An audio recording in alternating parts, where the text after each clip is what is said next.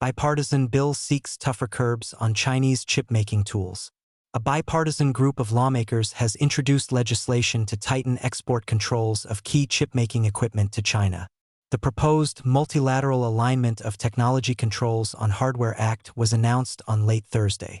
The measure seeks to prevent China from acquiring specialist semiconductor manufacturing tools that it cannot yet produce domestically.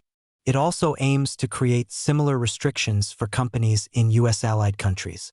In the House of Representatives, the bill is led by Representative Michael Baumgartner.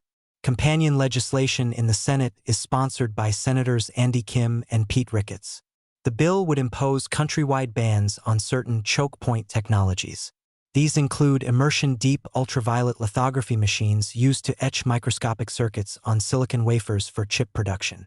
China still depends on imports for such advanced lithography equipment. The restrictions would cover sales to any location in China, not only individual factories. Servicing and technical support for the equipment would also be prohibited under the new rules. The legislation names 5 major Chinese semiconductor companies whose facilities would face tighter limits.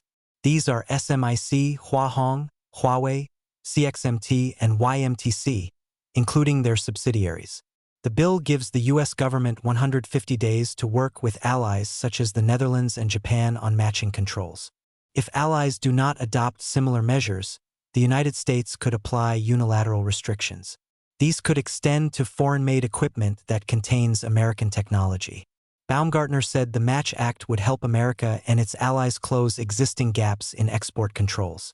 He added that the bill would defend America's technological edge and protect supply chains for weapons and critical infrastructure.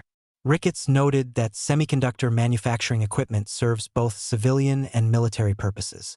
He said current rules have been too easy for China to bypass through front companies. Existing U.S. export controls already ban the most advanced extreme ultraviolet machines from China. However, sales of older DUV equipment have continued in some cases. China accounted for 33% of leading semiconductor manufacturing machine supplier ASML's total sales in 2025, making it the Dutch company's largest market that year. ASML has forecast that China's share will fall to around 20% in 2026. A report by the House Select Committee on the Chinese Communist Party in October 2025 warned of remaining loopholes. The report said China spent $38 billion on imported chip-making equipment in 2024. That amount equaled 39% of global revenue for the main tool suppliers. The committee recommended broader bans on DUV immersion tools to slow China's chip industry growth. ASML said it would not comment on the proposed legislation.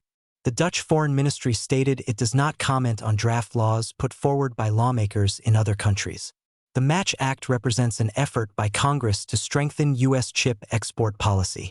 If passed, it would shift from previous executive actions to a new law that requires the United States to seek coordinated rules with allies. Reuters contributed to this report.